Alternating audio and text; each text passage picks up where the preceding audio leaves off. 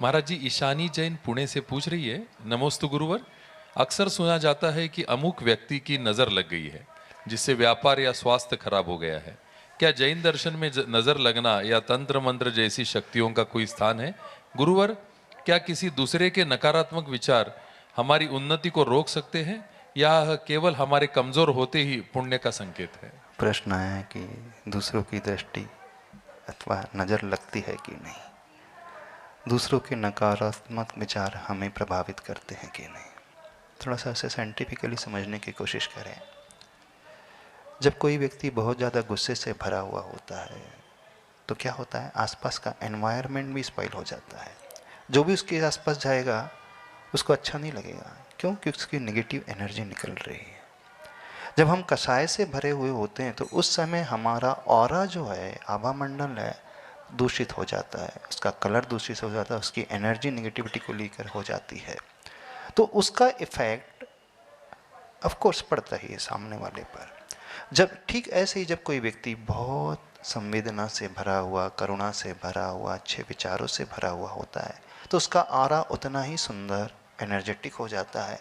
तो उसके पास जाते ही हमें भी अच्छा फील होने लगता है। जैसे जब जब हम आचार्य भगवान के पास जाते थे तो आचार्य भगवान के दर्शन मात्र से उनके निकट बैठते ही मन एकदम हल्का होने लगता था, बड़े प्रशस्त विचार आने लगते थे। कषाय तीव्र हो रही होती तो वहां जाकर के शांत हो जाती थी, वैर का भाव भी अपने आप शांत हो जाता था। क्यों?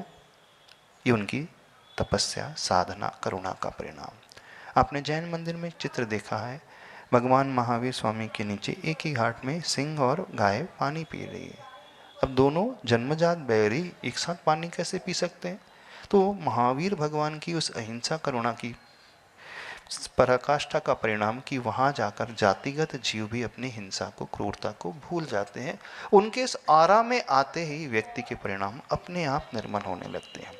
तो ठीक ऐसे ही हमारे मन की जैसी विचारधारा होती है, जितनी अच्छी पावरफुल होगी तो उसका अच्छा असर भी पड़ेगा, और एकदम बुरी विचारधारा होगी तो सामने वाले पर उसका असर पड़ेगा।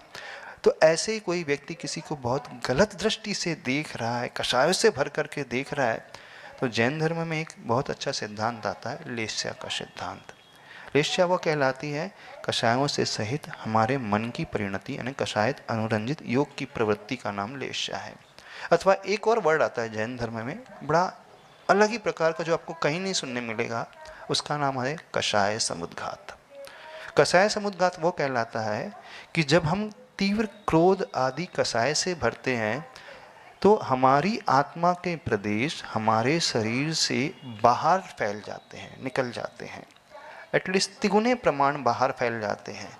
जब व्यक्ति तीव्र कषाय से, चाहे वो लोभ की कषाय से, माया की कषाय से, मान की कषाय से, क्रोध की कषाय से, मत्सर के, ईर्ष्या के भाव से भर रहा है, तो उसके आत्मा के प्रदेश बाहर निकल जाते हैं, और जो उस रेंज में आता है उन पर उसका इफेक्ट अवश्य पड़ता है। तो इस दृष्टि से समझने की कोशिश करें तो जब कोई व्यक्ति कषाय से भर करके किसी को चाहता है अथवा देखता है तो वो जितनी इंटेंसिटी तीव्र होगी तो उसका असर पड़ता है। तो इसे कहा जाता है नजर लगना। अब जरूरी नहीं है कि सब पर उसका प्रभाव पड़े। सामने वाला यदि रिसेप्टिव होगा तो उसे बहुत जल्दी ग्रहण कर लेगा, लेकिन सामने वाला व्यक्ति इतना प्रोटेक्टिव एनवायरनमेंट को क्रिएट करके वहां पे जा रहा है तो उसे कोई फर्क नहीं पड़ेगा। जैसे आप थर्मस फ्लास्क में चाय रखते हैं तो गर्म बनी रहती है, अथवा आप चिल्ड वाटर रखते हैं तो चिल्ड बना रहता है, भले ही बाहर 45 डिग्री भी है। तो कोई इतने मजबूत विचारधारा वाला व्यक्ति हो तो वो अपने चारों तरफ प्रकार का प्रोटेक्टिव एनवायरनमेंट बना ले तो फिर उससे दूसरी की भावना का ज़्यादा असर नहीं पड़ेगा। पर जो प्राय सभी सामान्य विचारधारा के होते हैं तो इसलिए उन पर वो असर पड़ जाता है। यदि हमें नज़र लग भी जाए तो किसी को नज़र लग भी जाए तो क्या करना चाहिए? उसका बड़ा सुंदर उपाय है, हम पवित्र भावना से भर कर के प्रभु की भक्ति करें, और जब भगवान की शांति धारा हो रही है तो उस समय चंवर ढुलाने वाला वह श्लोक बोले, भगवान की अभिषेक शांति धारा देखते हुए, बीजाक्षर को श्रवण करते हुए, कुंदावदात चल चामर चारु शोभम पढ़ते हो कि नहीं? बस उससे उस व्यक्ति के प्रति सद्भावना भाते हुए वो कहोगे तो वो नज़र उतर जाती है, और उस गंधोदक को लेने से, 9 बार नमोकार मंत्र पढ़ने से वो जो नज़र जो है उतर जाती है। अथवा लोग, आपने देखा होगा घर में बुजुर्ग होते हैं, कुछ प्रकार के टोटके करते हैं, साथ मिर्ची है, साथ नमक की डली है, अथवा भोजन सामग्री है, अथवा साथ कपड़े ले लेते हैं, तो ये एक तंत्र की क्रिया कहलाती है उस नेगेटिव एनर्जी के साइकिल को तोड़ने के लिए, ताकि उससे उसका डिस्ट्रैक्शन हो जाता है और उसकी एक भावना बन जाती है। तो इसका भी असर इस प्रकार से पड़ता है। पर सबसे अच्छा उपाय भगवान की भक्ति समर्पण हो कैसे बढ़ेंगे, और हमें ये सोचने लगे, पॉजिटिव एफर्मेशन भरने लगे कि नहीं हमें कुछ नहीं हुआ, मैं एकदम परफेक्ट हूँ, तो वो नज़र जो नेगेटिव वाइब्रेशन का प्रभाव एकदम कम हो जाता है।